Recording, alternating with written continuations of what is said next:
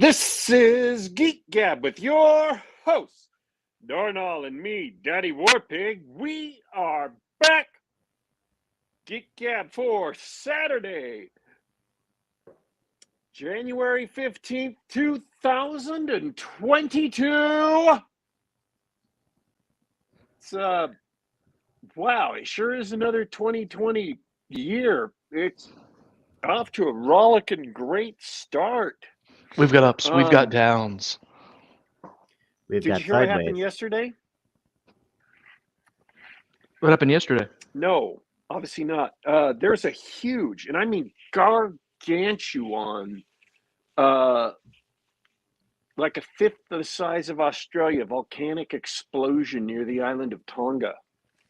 No. Yeah. How have I not heard I'm of sorry that?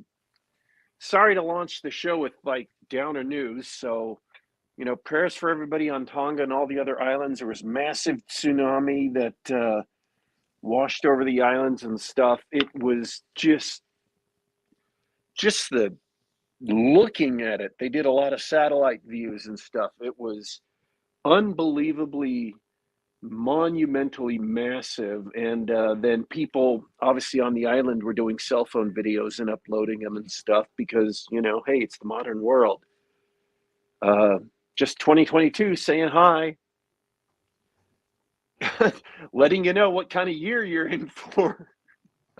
Yeah, if you think, and if you thought that this was just getting the tragedies out of the way early in the year, you haven't been paying attention. Yeah, it's 2022 is this is just a calling card. This is just 2022 saying, hey, you thought we were letting up after 2020 and 21 and 22. Nope. Nope. We're still what my going. theory is, right? I think we can trace this all back to 2015. You know my theory, right? No. I knew, or was it 2016? It was 2016, I believe. 2016, I knew. Harambe? No. Harambe might have been the trigger. For me, it was when the Cubs won the World Series. That was it. Because we were in an election year, and the candidates were are infamous and unpopular, right? And as soon as I heard the Cubs won, I was like, oh crap. We're gonna have a crazy election. The world is never gonna be the same. Other people trace that back to Harambe, though.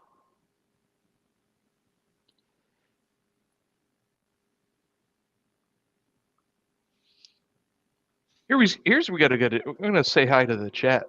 Fiona Wolf dropping in. Good to see you. My mission to mute more pop cult continues. 2022 resolution is to keep promoting indies. That's awesome. That's one of the things we're here for. I love all the indie authors, the way you guys are banding together and promoting each other. I think it's good. I think it's healthy. Well, it's not like anyone else is going to do it. That's true. That was one of the hard things about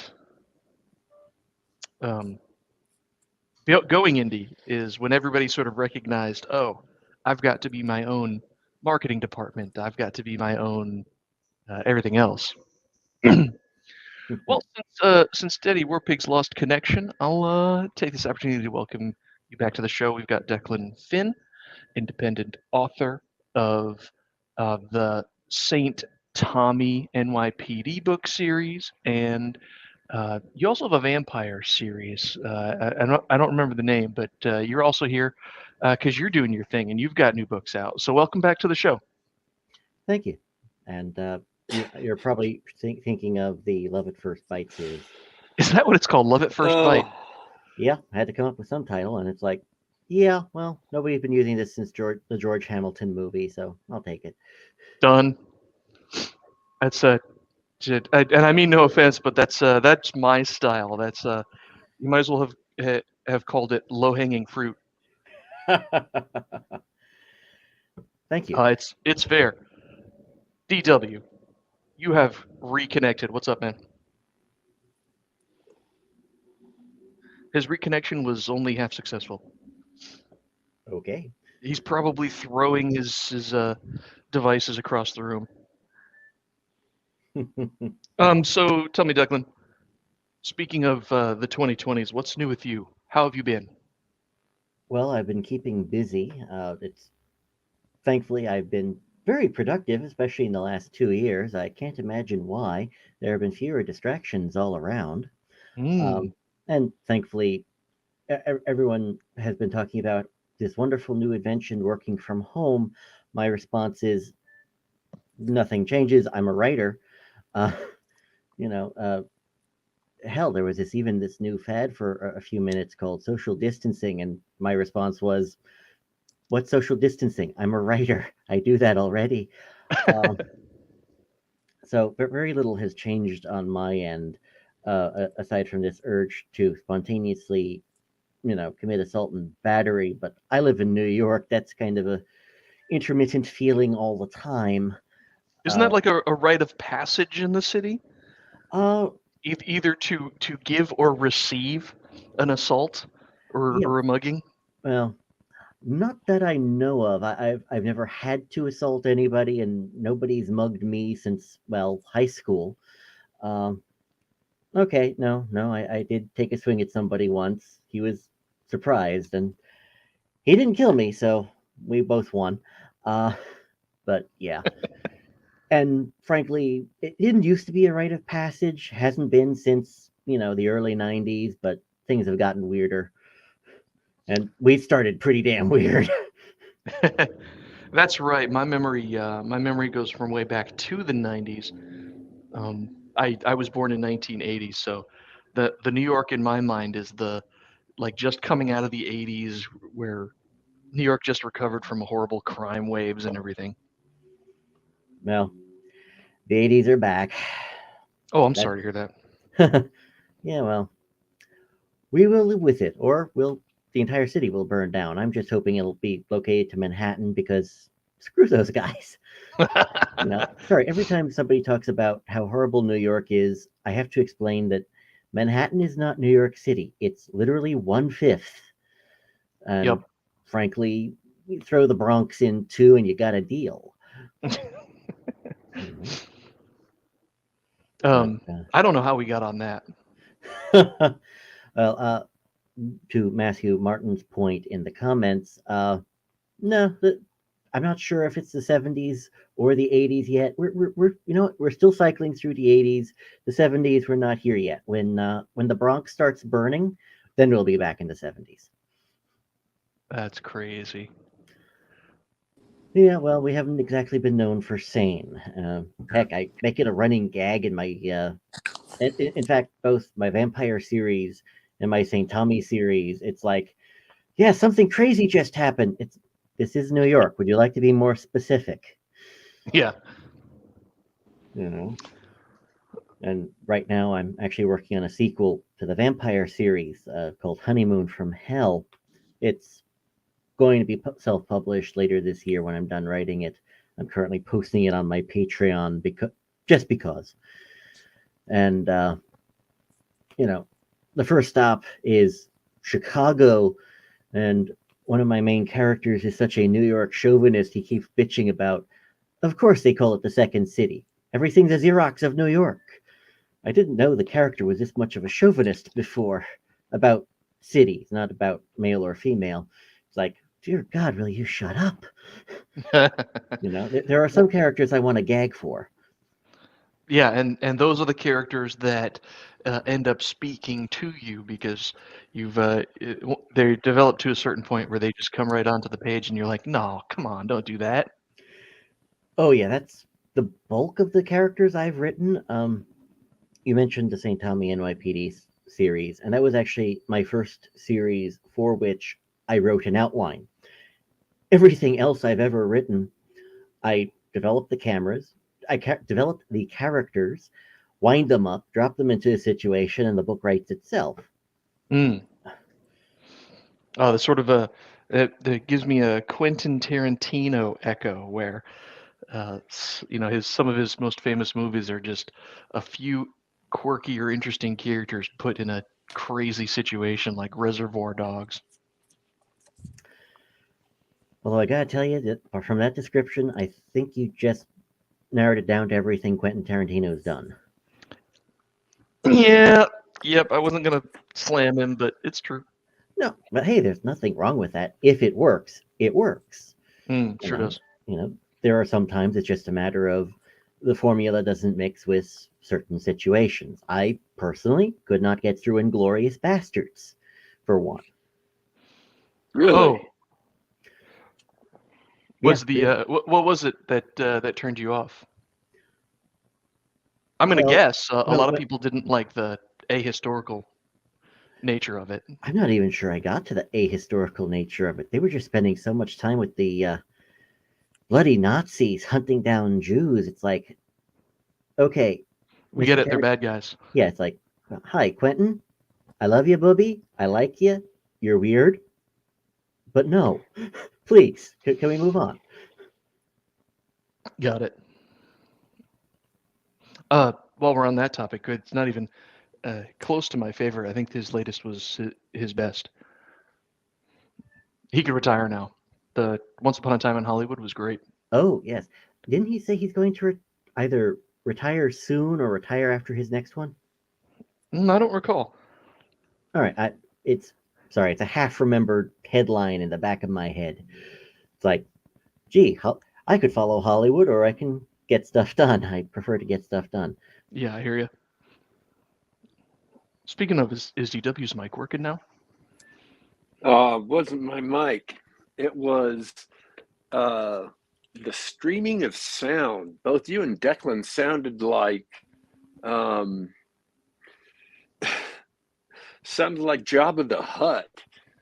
Deep and slow, but so slow I literally could not understand you. And I'm like, you know what? I'm gonna have to reboot my phone. Yeah. I have this sudden urge to break out into ho ho ho ho. Bring me solo on the Wookiee. Anyway. So, well, glad you're back. Me and Declan were catching up. So Am I you've back? been Really? You are back. Awesome. You are Well, really I said back. I would be. We can even hear you.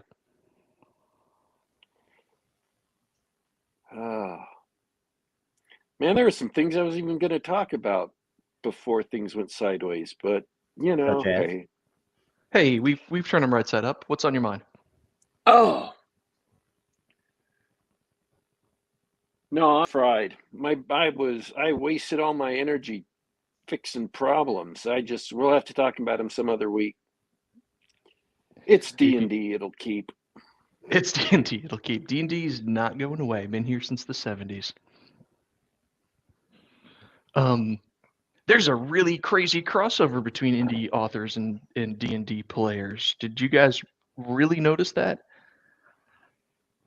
Now that I'm off of Twitter, it's more apparent to me. I haven't noticed a whole bunch of it. I've seen it come up a few times, mostly with Jeffro Johnson. But to be honest, no. But then again, Twitter keeps trying to shove more politics in my face than I ever wanted to. So I just keep going down, going, block this subject, block that subject, block this subject. Can you guys please get me to normal people now? It's like, no, it's Twitter. None of us are normal. That's right. Welcome to the internet. There's a line from the 1989 Batman. This isn't a city for normal people. They'd be happier someplace else.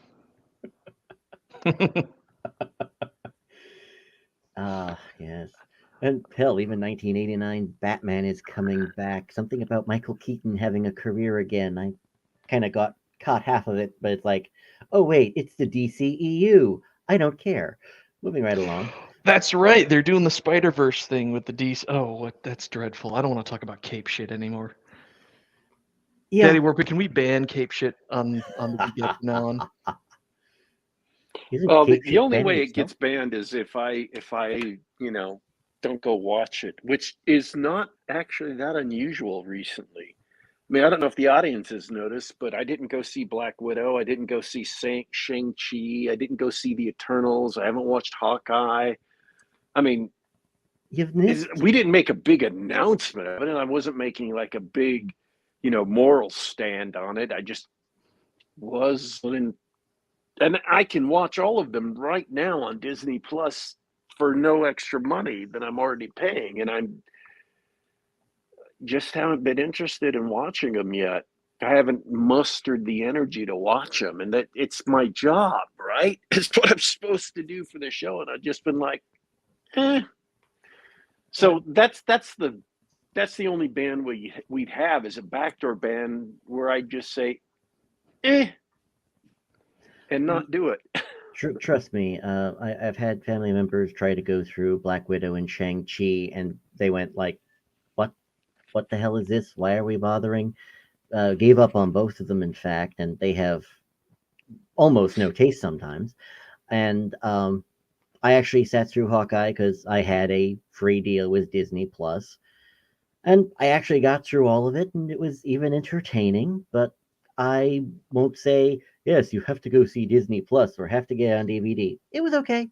Hell, it's a hell of a lot better than some of the crap they've been slinging, but that's not a heavy bar. You get to watch Jeremy Renner play Hawkeye, and that's pretty much the most entertaining part of it.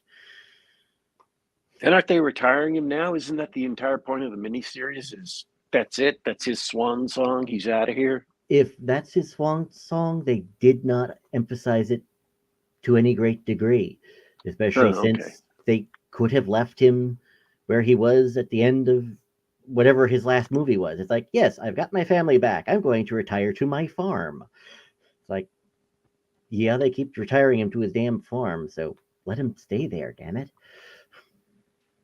Though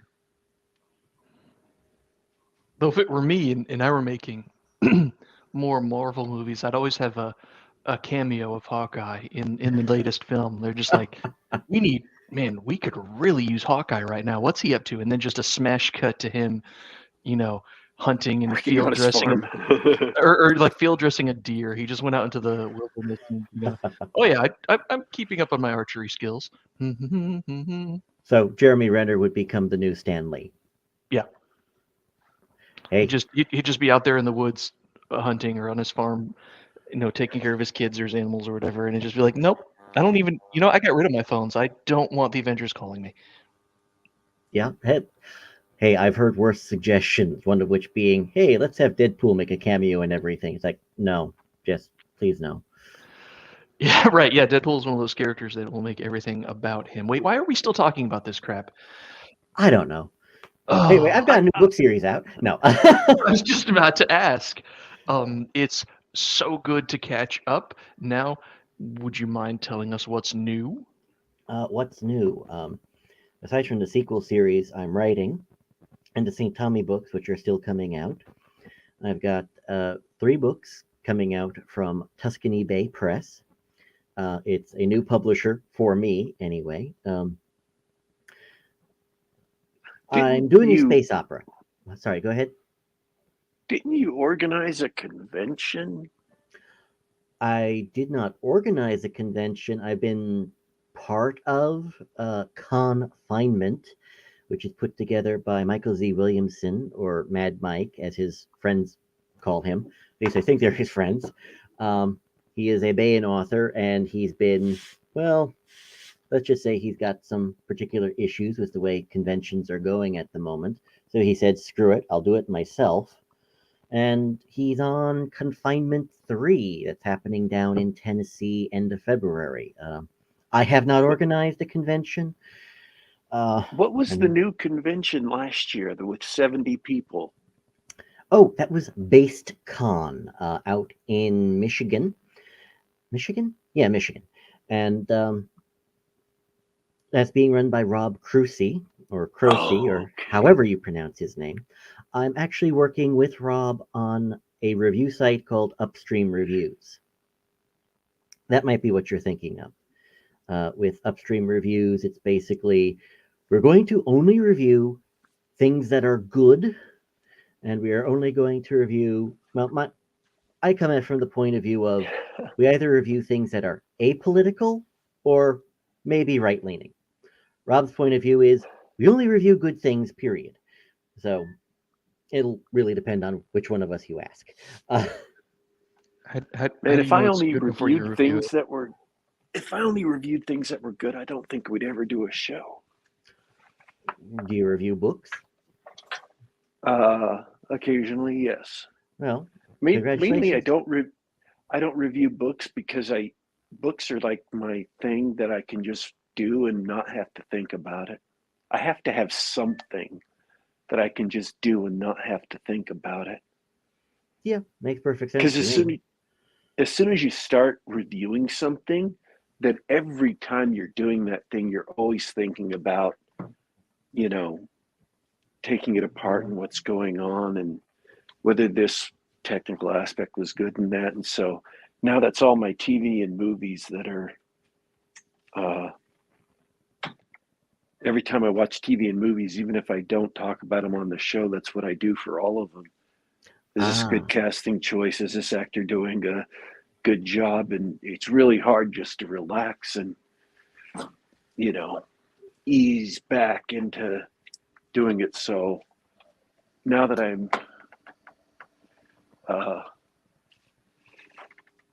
I'm back to doing lots of reading again, uh, uh, yeah, I just don't want to do reviews for the show. I will say this, however, um, for people who are afraid of jumping into indies, I have been reading a lot of the Mill SF indies. I actually went into the Galaxy's Edge fan group on Facebook and got some suggestions for good Mill SF indies.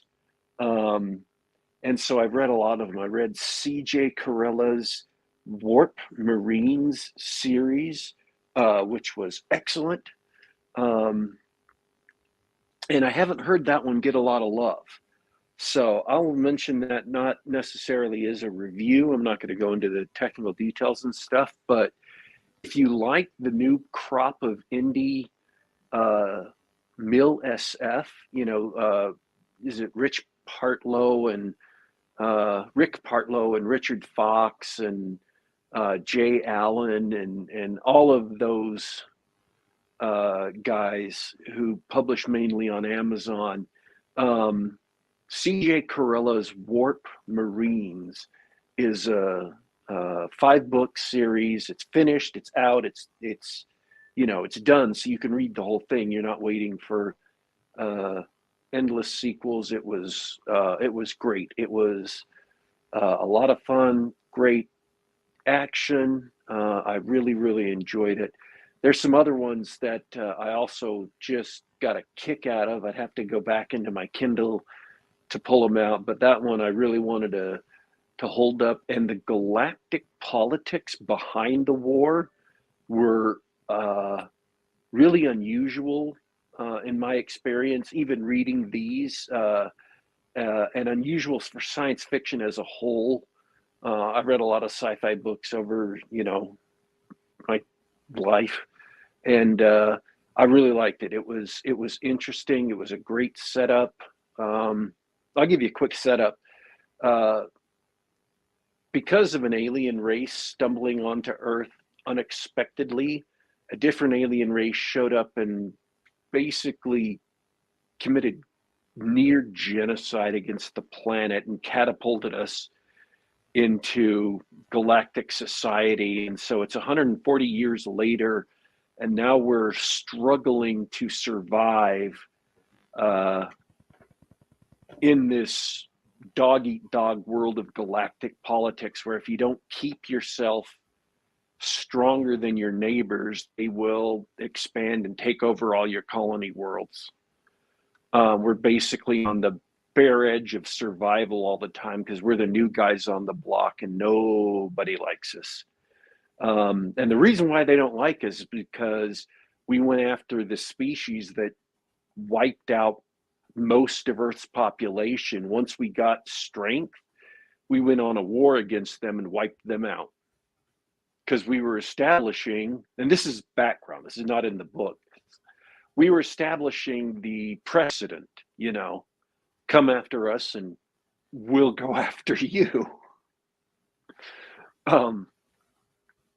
And so it's about the warp marines and the interstellar travel that they have is really, really great. It's got shades of 40K in it.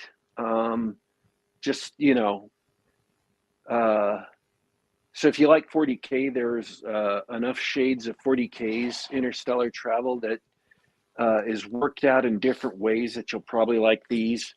And it was just a great series. So I highly recommend it. It's written by C.J. Carrillo, who, those of you who are into role-playing games up until the early 2000s will recognize him. He was a game designer and a game writer. Very, very, big name in the role-playing game, tabletop role-playing game field.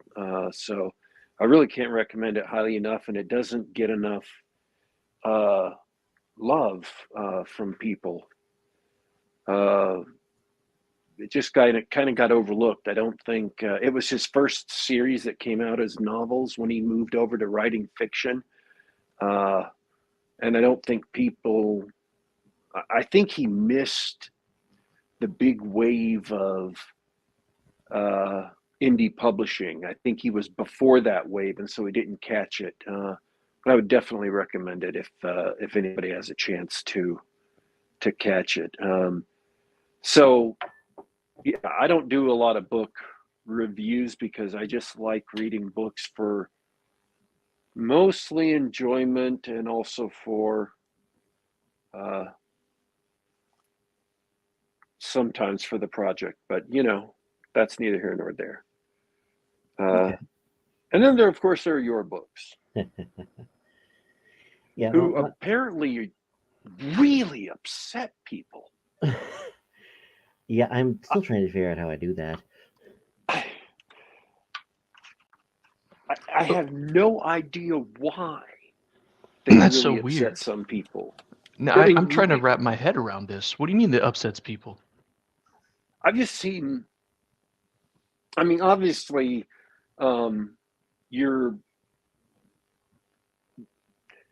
charter members of the Wokaban are going to be upset by anything that isn't as woke as they want it to be. But also some of your more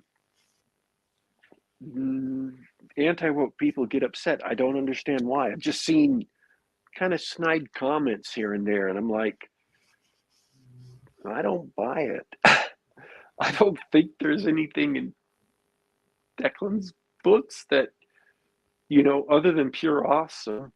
I mean, just give people like a one-sentence description of the first Tommy book.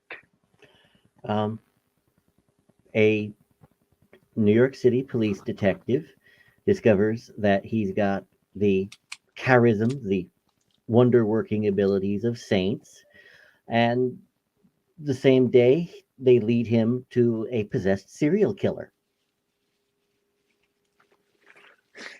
See, that's just pure awesome. That sounds great. That's a great setup. Yeah, I thought so. It's like, hey, you have a serial killer who can throw cars at you with his mind. It's like, I thought that was just fun. Yeah.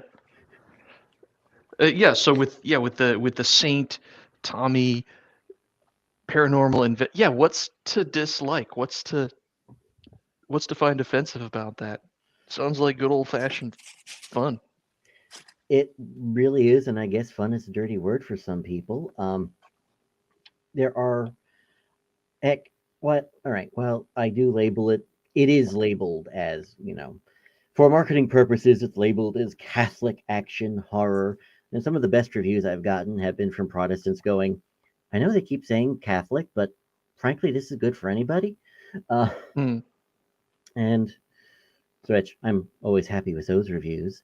I don't know. I'm maybe it's I don't know. Am I getting negative reviews from libertarians because, well, depending on the flavor of libertarian, which I'd usually say, yes, of course I'm a libertarian. I believe that, being left the hell alone. Um, Usually I will get libertarians then telling me that I'm doing it wrong. So I don't know. Maybe that's it, but that's my But you best notice guess. that it's politically motivated, or it's from politically inclined people that are upset with you. Um, the 1-star reviews I've seen, um, well, one, they're mostly illiterate, so that's kind of a hint. But I have seen 1-star reviews that try to accuse me of being. Now, they didn't accuse me of being a white nationalist. They accused me of being a white nations list. Whoa, that's a serious accusation. Yeah, apparently. And it's all because, as a sub boss, sorry, let's say mini boss battles, uh, I had the street gang MS-13 who are local to the area being written about. And, but, I mentioned MS-13. I must be a Trump supporter, I guess. I don't know. Have you seen these Oh, guys? because you were using these guys as a as a foil, and naturally they're a boogeyman to some people, and Yeah, other well, people are gonna confuse that with some sort of weird political signaling. yeah, which is hilarious because I wrote the book before. I wrote the book before that particular State of the Union address because, gee, this local gang, which, as a rule, carries rocket-propelled grenades. you know, they literally kill people within 4 miles of my house. And it's like, okay, they're local. I'll throw them into the book. 3 months later, State of the Union address, MS-13. It's like, crap, thanks. So that went sideways. But yeah, some of it's political for reasons like that. There are some people. I have actually gotten some people who tell me, "Oh, this is how can they say this is anyway Christian? He shoots people." It's like I'm the character is a cop who's being shot at. What did you expect him to do? Use stern language? Yeah. No, See, there is a thread of there is a thread of people who go, "Oh, all you need to do is have some understanding." It's like this isn't a Hallmark movie. I'm sorry, Right. you I know. think Saint Tommy, that should be your next up or roadblock for Saint Tommy. Next time he's at the office, he's going to be pulled aside and given some sensitivity training and some de-escalation training so that he doesn't have to shoot so many monsters. Yeah, well, I actually have that as offhand comments in the narration. Especially, I had I at least said put in one point, I'm from New York. Marcus of Queensberry is a Ben and Jerry's flavor.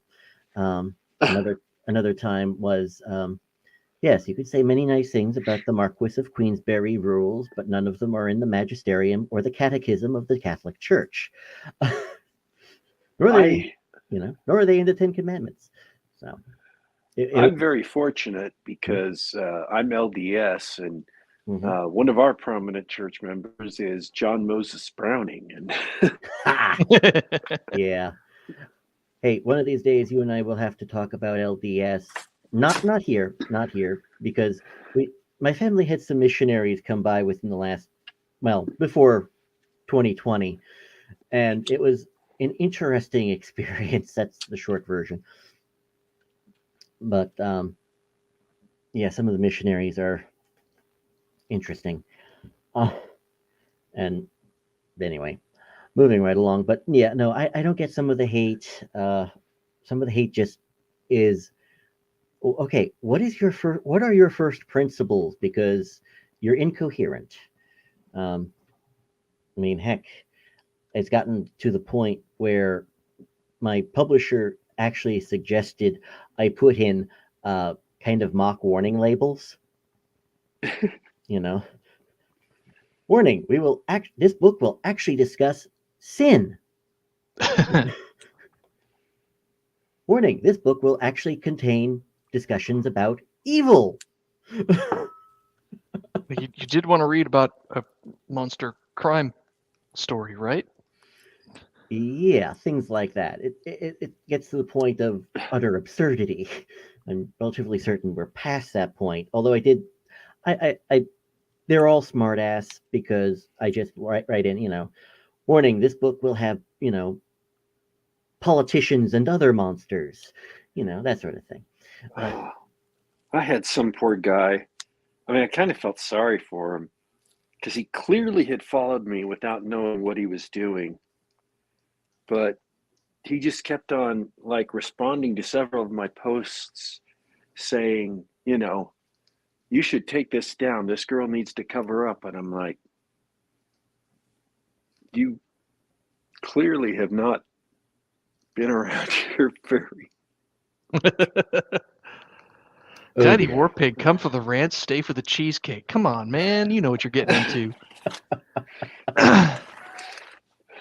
So no, I get what you're saying. It's like, look, it just is what it is.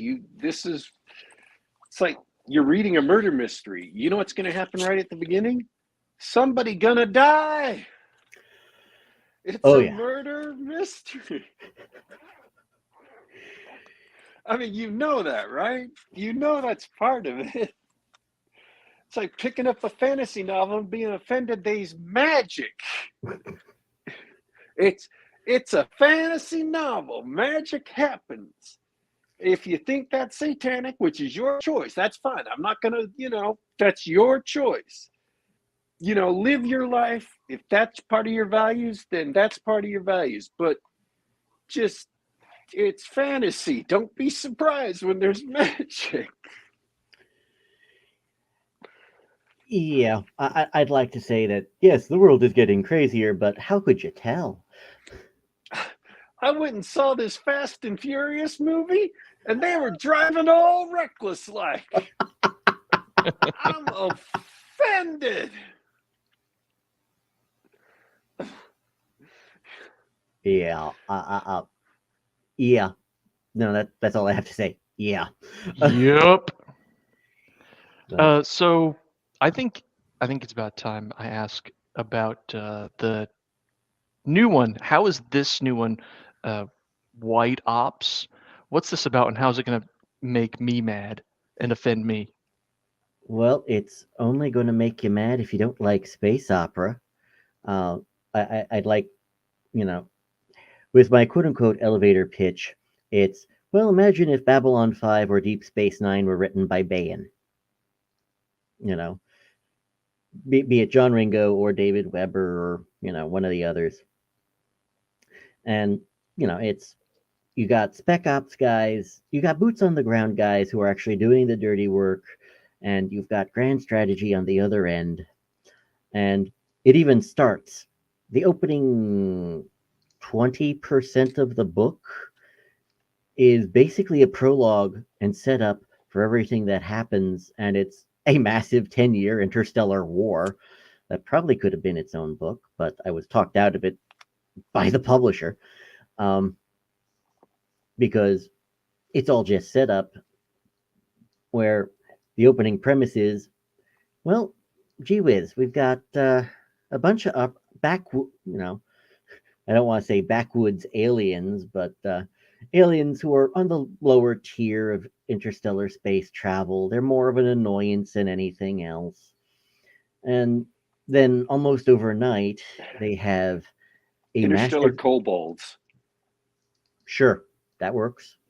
And then imagine that overnight they're upgraded to interstellar Balrogs. Ooh. Something happened in the middle. And when there are like 2 or 3 options, the first one they consider is, all right, they found this technology, they reverse engineered this technology, and now they're swinging it around like a blunt force weapon. Or, on the other hand, the worst case scenario, somebody gave them this technology. And if they gave them this technology, well, if you're nobody's just handing out tech like this unless they're doing massive arms sales. And nothing like this is on the market. So if somebody's just giving away tech like this, uh, they're probably not giving away their best toys.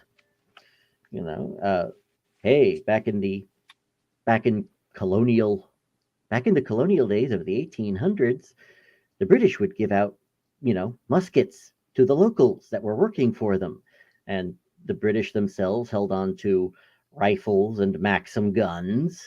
So if the these aliens have been so upgraded, who's behind them and what do their version of the Maxim gun look like? Hmm.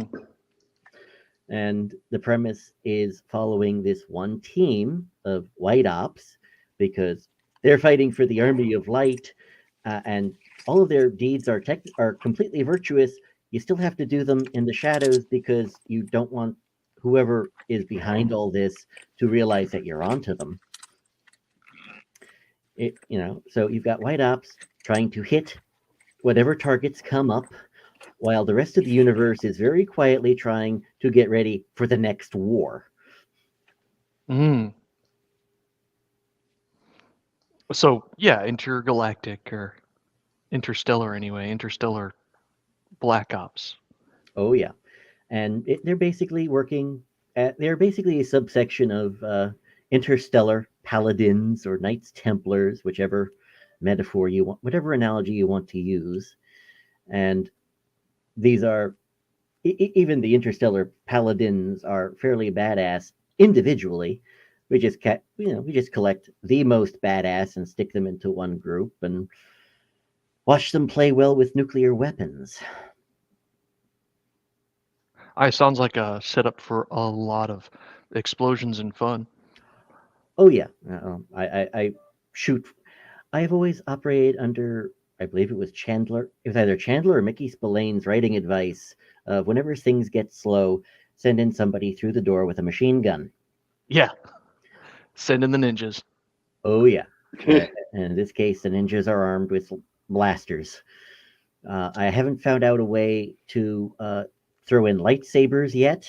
I've kept that into my fantasy books, mainly because I am not a physicist. I cannot imagine how you would put together a lightsaber. I'm told there are people who have actually done such a thing if you don't mind carrying around 50 pounds worth of technology. Yeah. But although I do have one alien race that have swords literally made of fire. So that's as close as I'm getting. Works for me. So one of the things that I have some questions about sort of the setting and the premise. Mm-hmm. This white ops group, are they all, is it a variety of different aliens working together? Or are they all human or?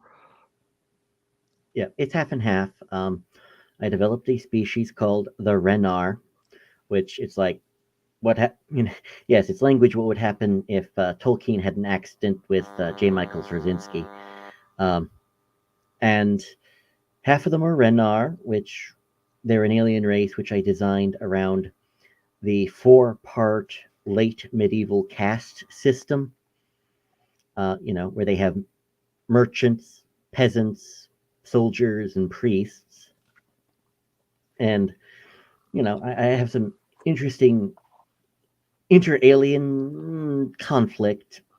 Let's say it's local politics or cultural politics, where I've got one guy who used to be part of the soldiers, and in order to stay in these stay with the paladins, had to switch to the religious and become a priest. So he's a priest who carries more guns than one would think of when you think of priests.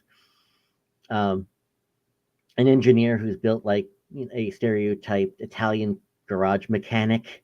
He built 5x5 and keep the hell out of his engine room. Um, I did not give him a Scottish accent because he's not a space dwarf, not yet anyway. Uh, and I've got one medic who grew up being in the priestly caste. So, and those are just the aliens on that are on the team, and there are multiple other aliens that they have to work with along the way just to get things done. So, and we've got for the humans, you've got one Earth soldier, Air Force pilot, who is trying to figure out why are all these people so crazy. She's a little uptight comparatively. um, I've got one guy with an IQ of 200. Unfortunately, all right, I wrote these books in 1998. Unfortunately, now the guy with the 200 IQ, in my head, he always sounds like Benedict Cumberbatch doing Sherlock. It's like, well, what is it like all in your funny little brains? It's like, oh, shut up now. Uh, and the leader of the group, um, I describe him as he used to do this sort of thing. He used to fix problems for fun and profit. Then the war happened. Now he just does it for fun. So he's got a colorful mentality about such things. That's quite a cast of characters. Something occurred to me while thinking about them is, okay, let's say you've got like a intergalactic or interstellar problems that need solved, and these problems happen in all sorts of ships and planets and things like that. So what makes this group of people, these characters, ideal for these sorts of white ops? And in the context that I mean that in is, let's say I had something that needed to be done on Earth. Well, I think if I wanted to get stuff done on Earth, I would use the best Earthlings because it's their home turf. So what makes these guys qualified to go all over the galaxy and ply their trade, if you will? Well, they're all highly adept at stealth. There is actually a long sequence on Earth in book 2, and a lot of that is basically, yes, every last one of us is being hunted, and it all has to be covert and stealth action. Otherwise, we're just going to die. And that goes for the humans as well as the aliens. And they're qualified mainly because they have the right mindset for everything. One is duty bound and focused.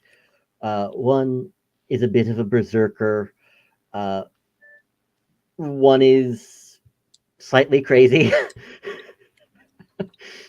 because he will take personal risks in order to make sure everybody else gets out okay and the mission gets done. And he's fairly careless about his own personal safety. To steal a line from back in the day, yes, his soul is prepared. How's yours? That sounds like fun. I like him. Yes, and I forget originally why he was Irish when I started writing him. He still is, and I don't know. It might just be that he's got the right bit of crazy going on in his head. That the brogue just came with it. Although he's one of those where the accent comes and goes depending on how much he wants to annoy people. Like, and sure, isn't this all a grand fine day? It's like, oh, shut up, will you? Yeah, I'm very familiar with being of Irish descent. Yes. That's cool. Yeah. And the first book is a lot of setup, a lot of world building, at least 3 different missions that one blows up a good chunk of a planet. One goes through a war zone that looks like Poland 1944. That's the closest analogy I can give you. And the last shootout is basically, yes, we're going through the bad part of the space station, and everyone here is trying to kill us. So it's I'm not even sure I can give you the proper analogy, the proper tone for that one, unless of course you want to go for The climax of a movie it's about 50 to 60 pages nonstop. Oh, I'm going to put you on the spot here again, Declan. Do you have a little portion or snippet of the book that you think we'd like to hear? Could you read some of it? Uh, hmm. Yeah, I could. I don't know why you'd want to listen to me for that long. Um, but I'm sure I can come up with something for you. Oh, I didn't mean to put you on the spot right here on the show. Oh, I should have okay. asked you ahead of time. Well, if you're asking, can I point you to someplace in particular? No, I can't. If you want me to do this right this moment, I can. It's up to you. uh, sure. Yeah, sure. This is what, 2.5 pages. I'll try to be quick about it. Chapter 2, Third Contact. June 21, 2338. On board the United Earth ship Pandora. Motto: we will open up a box of chaos on you. Of all the elements of the universe, hydrogen, oxygen, light, the most common of these is not found in asteroids or stars or is even quantifiable by science. It is, sadly enough, stupidity. For example, the late unlamented Fleet Captain Horace Palmer of the 3rd United Earth Carrier Group. On paper, he was a solid example for officers everywhere, but paper was the only place he had ever truly served. While not quite living up to the full potential of the proverbial Admiral of the Queen's Navy, gaining rank for making certain that the brass was sufficiently polished and the paperwork was filed properly and in a timely manner, his was the very modern equivalent. Palmer had taken to hobnobbing with the right politicians, even when they had been classmates at the academy. He knew enough to act as a toady for his fellow rich plebes who would go into politics one day. He knew to keep his nose clean, collect underlings who knew better than he did, and take all the credit he could in a peacetime navy. While this seemed like a bit of genius, it was there that his intellect ended. This is primarily evidenced by his actions during the first contact with the Pharmakoi expansionary fleet at 0900 hours on June 19th. First, Palmer collected all of the captains in his carrier group and their executive officers. This was not terribly unusual for Palmer, but against all sane procedure in the entire fleet. It wasn't a written rule, since no one needed to write down, never put all your eggs in one basket. It had been well known that Palmer liked to preen, but as many of the officers muttered to each other on the way over to his ship, the Pandora, this was insane. During the meeting, there were ships inbound. The dozen ships were in attack formation, a flying wedge. Gun ports were open. It was a clear attack vector. The carrier group had been sent out to find out what had happened to 2 smaller expeditions. Even Palmer came to a quick conclusion about what had happened to the last 2 expeditions. The open channel from the meeting heard him quipping that this was third contact. Of course, from this position, the attack pattern looked insane. The attack pattern was clear and obvious, even though there were no missile ports, only laser batteries. Everyone knew that energy weapons worked only so far, and thus Palmer knew that the Pandora was well out of range of the enemy's lasers. Palmer's second mistake was to assume that everyone's knowledge of limitations of lasers included the approaching enemy. The third example of Palmer's brilliance in the realm of abject incompetence was his next idea. With all of his captains around him, Palmer decided to not move his ship back into formation with everyone else. He didn't send any of the captains or their executive officers back to their vessels. It was his time to show decisiveness in a crisis situation. He ordered all of the missile batteries of the Pandora to open fire. 90 seconds later, Fleet Captain Palmer, the Pandora, and every captain in the carrier group was dead. That's an inauspicious start. Well, let's just say that it's an auspicious start for the next guy in the chain of command, who will be one of the characters we follow throughout the book. Cool. Interstellar War. Well, that's cool. Thanks for so much for sharing some of that with us, Declan. We are coming up on time in just a few minutes. Wanted to know if DW had any other questions or anything.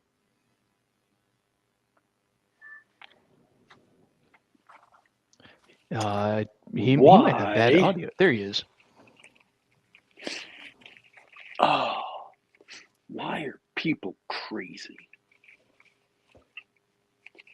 I know that's not a pertinent question, but I'm not sure that's on topic, but The answer to that question would be another show.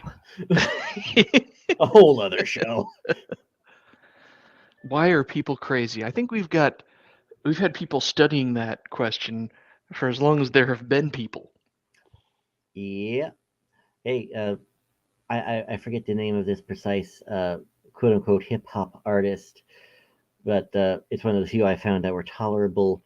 And one of his recent songs is called "Why Are You All So Stupid?" And pretty much in the same tone as Daddy Warpig just asked, "Why is everyone so crazy?" Why are Wow. precursor races crazy? From Fiona Wolf in the comments. Precursor. Sorry, you say precursor. I think. Wait, are those the Forerunners from Halo?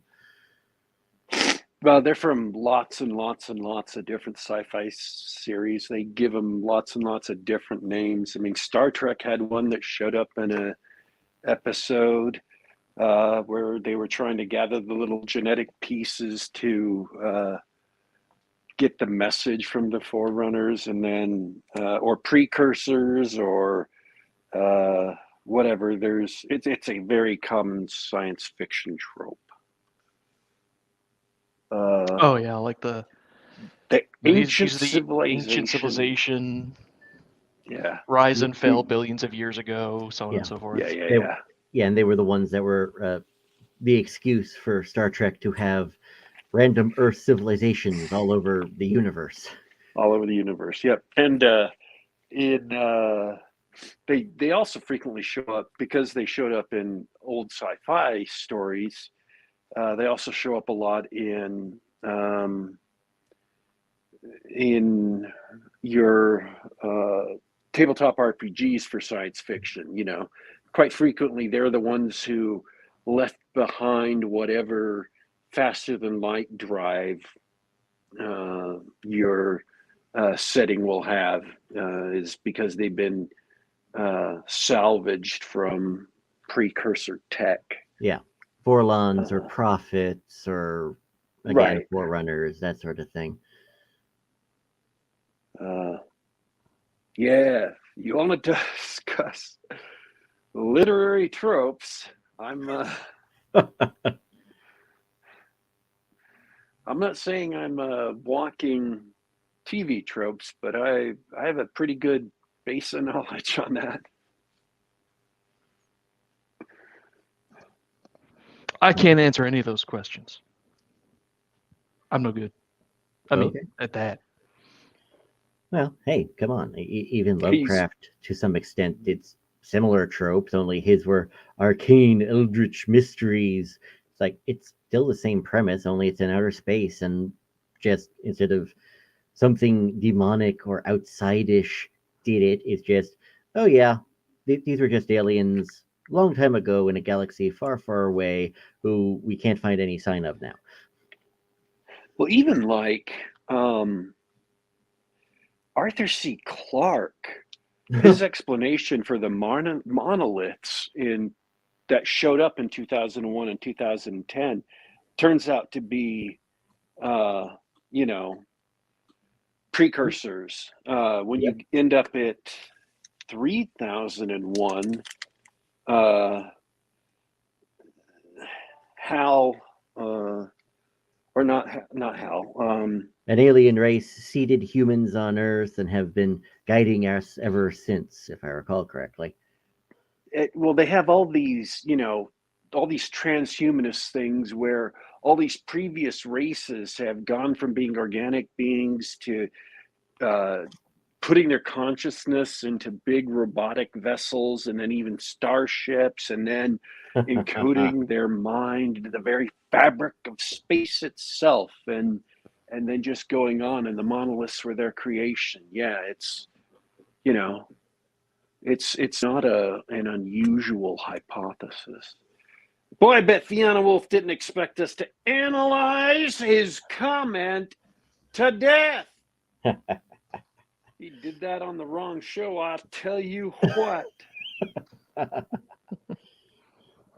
Heck, we're just getting started, but we're kind of running out of time, I think. We are out of time, yeah. We just got warmed up and it's time to shut down. What a pity. Everybody uses that trope for sure. But Fiona Wolf insists. What do you guys think? I know you guys don't like this. She wants more superversive tropes. Heroes get the girl, win the day, avoid Pyrrhic victories. Hooray! I may be reading the wrong books. People don't do that? You're reading the right books. Okay, good. Because, like, I'm sorry. It's like, okay, fine. Read everything by Declan Finn. That's pretty much what you get. Yeah, Now that's an elevator pitch. Judd Goswick in the chat points out Star Control, Traveler, and Mass Effect all have precursors. Yeah.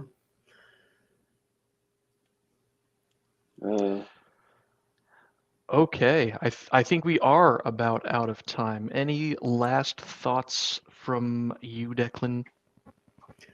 No, I just want to thank you for having me on the show. It's been fun, and I should probably ask to come on more often because it is so much fun being here.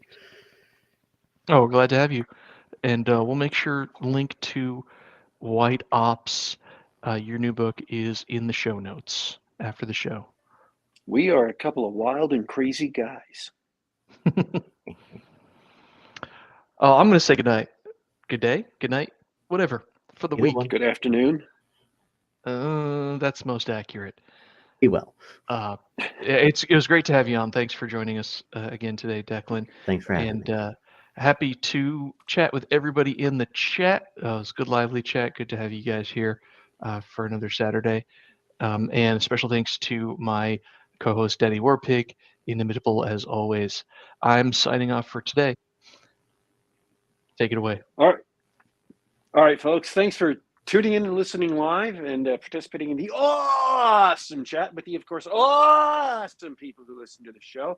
We appreciate Declan coming on the show and talking about his book. I was literally last night sitting down and thinking, what the hell are we going to do for tomorrow's show? I haven't watched anything.